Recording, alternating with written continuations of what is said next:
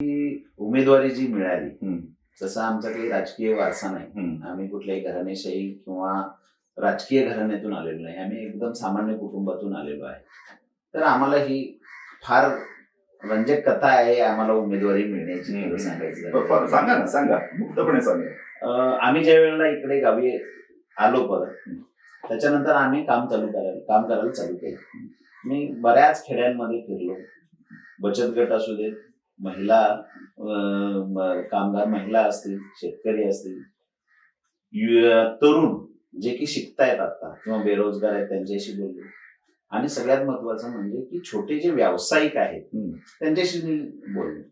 आणि मी तुम्हाला काही फुटेजेस पण दाखवेन. आम्ही बऱ्याच गावांमध्ये 20-25 असे लोकांना जमवून, शेतकरी आहेत, बचत गट आहेत, त्याच्यानंतर उद्योजक आहेत, अशा लोकांना बोलवून त्यांचे समस्या जाणून घ्यायला चालू केली. कारण जर आपल्याला रोग माहित नसेल तर मी निदान काय करू? बरोबर. मी नुसता डॉक्टर होऊन फायदा नाही. मला रोग ही समजला पाहिजे, तरच मी त्याचं निदान करू शकतो. ज्या वेळेला आम्ही या सगळ्या गोष्टी समजून घेतल्या त्यावेळेला हे लक्षात आलं की 2 गोष्टींचा फार मोठा अभाव आहे आपल्याकडे. एक, जसं बघा की उद्योग व्यवसाय म्हटलं की गुजरात्यांची नावं येतात. गुजराती, मारवाडी, पारशी, सिंधी, पंजाबी. हॉटेल इंडस्ट्री म्हटलं की शेट्टी, या सगळ्यांची नावं येतात. त्यांनी काय केलं? त्यांनी एक ब्रँड बनवलं. त्यांनी आर्थिक ज्ञान घेतलं. आर्थिक ज्ञानाशिवाय, म्हणजे ज्ञान आहे आणि आर्थिक समज आहे, तोच उद्योग व्यवसायाने पैसा कमवू शकतो. जगातले बघा, तुम्ही कुठलेही रिपोर्ट काढून बघा, 95% व्यवसाय हे फक्त एका कारणामुळे बंद पडतात, ते म्हणजे आर्थिक नियोजनामधील अभाव. शेतकरी असंघटित आहे, व्यापारी थोडेफार संघटित आहेत. ज्या ठिकाणी जसं निसरी आहे, चंदगड आहे, गडिंग्लज आहे, अशा ठिकाणी व्यापारी थोडेसे संघटित आहेत. तर संघटना पाहिजे. संघटना असेल तर आपल्याला काम करायला जोर येतो. या संघटनांशी आम्ही बोलायला चालू केलं. आणि आता मला सांगायला फार आनंद होतोय, आम्ही इथे एक संस्था चालू केली की आर्थिक नियोजन कसं करायचं याच्यासाठी ग्राम गुरु नावाचं आम्ही फाउंडेशन चालू करतोय. त्याचं रजिस्ट्रेशन चालू आहे. दुसरं की शेतकऱ्यांचे जे व्यवसाय आहेत, पिकं आहेत, याच्यासाठी नवभारत ॲग्रो सर्व्हिसेस म्हणून माझ्या बरोबर एक 25 वर्षाचा गावातलाच आमचा रोहित लोहार नावाचा मुलगा माझ्या बरोबर काम करतो. वय त्याचं 25 आहे. त्यांनी पुणे सोडलं आणि माझ्या बरोबर काम करायची तयारी दाखवली आणि तो माझ्या बरोबर आला आणि तो पूर्णतः त्याचं नेतृत्व करतो. नवभारत ॲग्रो सर्व्हिसेस म्हणून एक कंपनी चालू केली, ज्याच्यामध्ये आम्ही शेतकऱ्यांना प्रोत्साहन देणं, त्यांच्याकडून उत्पादित झालेला माल बचत गटांना प्रक्रिया करण्यासाठी देणं, अशी सांगड घातली. आणि मला याचा तुम्हाला खूप आनंद वाटतोय की एक पायलट प्रोजेक्ट जो प्रातिनिधिक स्वरूपात आम्ही जो घेतला हातामध्ये गेल्या 6 महिन्यापासून, तर खमलेट्टी गाव जे आहे तिथे एक बचत गटाच्या ताईंचा मुरघास बनवायचा, म्हणजे सायलेज बनवायचा एक प्रोजेक्ट आहे.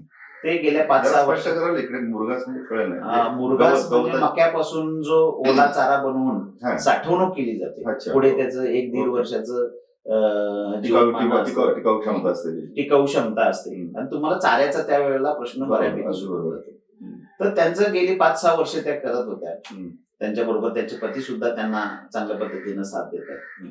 तर त्यांच्याकडे आम्ही ज्या वेळेला गेलो, त्यांना सांगितले की ते म्हणाले, आम्हाला तुम्ही किती बनवायला सांगा, आम्ही बनवून देतो, पण आम्हाला विकता नाहीये. कारण आम्ही ग्रामीण भागामध्ये इथे जेवढं लागतंय त्याच पद्धतीने विकतो. त्यांना आम्ही सांगितलं आमच्याकडे विक्री व्यवस्था आहे.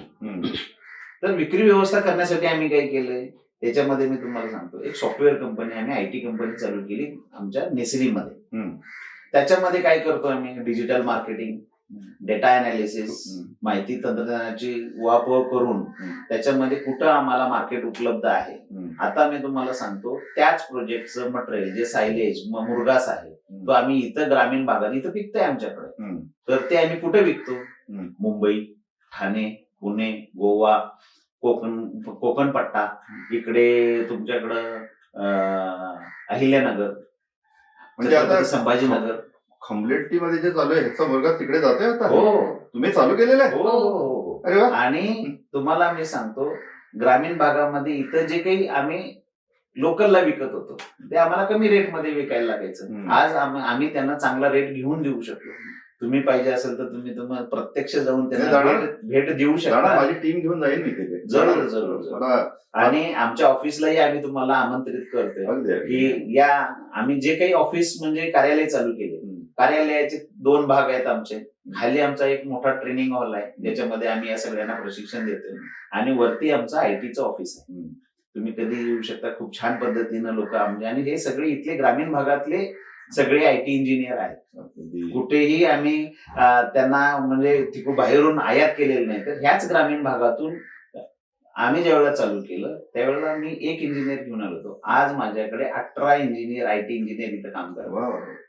जे खमले टीम मधला जो प्रोजेक्ट आहे त्यांच्याकडे 4 कामगार होते. आज त्यांच्याकडे 18 कामगार काम करतात.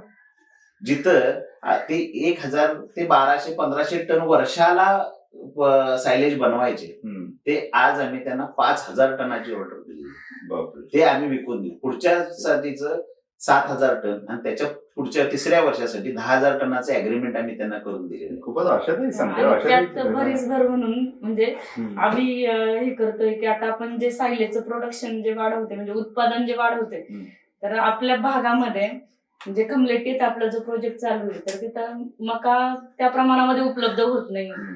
तर आपण शेतकऱ्यांना हमी भावावरती म्हणजे मका उत्पादनासाठी प्रोत्साहन करतोय. म्हणजे विक्री व्यवसाय कसा हे करायचा तर मका उत्पादन करा तुम्ही.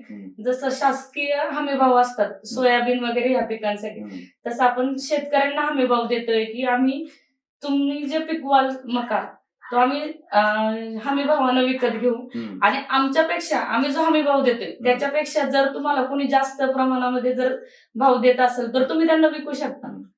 पण म्हणजे म्हणजे उत्पादनाची हमी आम्ही देतोय की तुम्ही ते उत्पादन घ्या. त्या उत्पादनाला भाव देण्याची जबाबदारी आम्ही घेतोय. आता इथे बघा सरोळी झालं किंवा घटप्रभेचा जो नदीकाठ आहे, हिरण्यकेशीचा जो नदीकाठ आहे तिथं पाण्याची उपलब्धता आहे चांगल्या पद्धतीने. तर अशा ठिकाणी आम्ही शेतकऱ्यांच्या बैठका घेतल्या आणि त्यांना कॉन्ट्रॅक्ट फार्मिंग साठी सांगितलं. बऱ्याच लोकांनी इतर पिकं बंद केली आणि आज आमच्या बरोबर कॉन्ट्रॅक्ट फार्मिंग मध्ये मक्याचं उत्पादन घेऊ. मका हे 3 महिन्याचं पीक. लोकांना माहितच नाही हो पिकले साहेब. आता हा जो आपला एका बाजूला भूभाग आपला असा सुंदर म्हणजे खरोखर तसं नंदनवनच आहे. म्हणजे एका बाजूला कर्नाटक, एका बाजूला कोकण, इकडे कोल्हापूर आणि या त्रिकोणामध्ये काय पिकत नाही. विपुल वनसंपत्ती आहे, विस्तीर्ण जलाशय आहेत, पाण्याचे साठे आहेत, राबणारे हात आहेत, सुपीक माती आहे. तरी देखील राजकारण्यांच्या त्या अक्षम्य दुर्लक्षामुळे इथल्या भागाचं वाटोळ झालंय. आता असा तरुण जर आम्हाला मिळाला तर बापरे, मी देखील शेतकरी आहे ना. माझ्या डोक्यात आता तुम्ही इकडे सांगताय माझा स्वार्थ डोकावू लागला. काढूया ऊस आणि मका लावूया म्हणून असं. कारण एका शेंगदाण्यापासून तुम्हाला एक होता कारवर पुस्तकामध्ये सांगितलं. एका शेंगदाण्यापासून काय काय केलं कारवरने. 212 त्यांच्यापासून प्रेरणा आहे की माणसानं कायम प्रयोगशील राहिलं पाहिजे. फार प्रभाव जगावरती प्रभाव आहे. दादा मी तुम्हाला सांगू इच्छितो याच्यामध्ये हा एक तुम्हाला मी प्रातिनिधिक स्वरूपातला जो केलेला प्रयोग आहे. आज जे सरकी पेंड आहे त्याच्यानंतर जनावरांना जे विटॅमिन्स वगैरे जे बनवतात ते आहे. त्याच्यानंतर कच्ची घाण्याचं तेल आहे जे आपण खाण्यासाठी वापरतो. आत्ताच एक 8 दिवसापूर्वी कडाल गावातल्या एक ताई आहेत आणि त्यांच्या सासूबाई आहेत पापड बनवतात. पण ते 2 जणी किती बनवणार. थोडीशी जास्त ऑर्डर आली तर अजून आजूबाजूच्या बायका घेतात त्यांना महिला घेतात आणि त्यांच्यापासून ते बनवतात.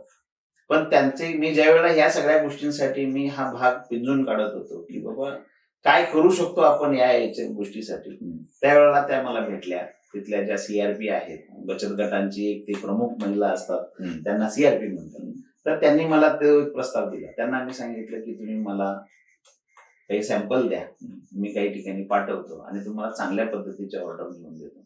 आज त्यांचा प्रस्ताव आता आम्ही पुढे घेतलेला आहे आणि आमची टीम पूर्ण काम करते. एका प्रत्येक ठिकाणाला एक त्याचं काहीतरी वेगळेपण आहे. प्रत्येक ठिकाणाला त्याचं काही ब्रँडिंग आहे. हे ब्रँडिंग मग आपण काय करायला पाहिजे.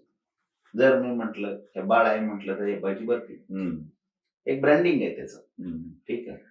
तर आपल्याला हे स्थानिक ब्रँडिंग करता यायला पाहिजे.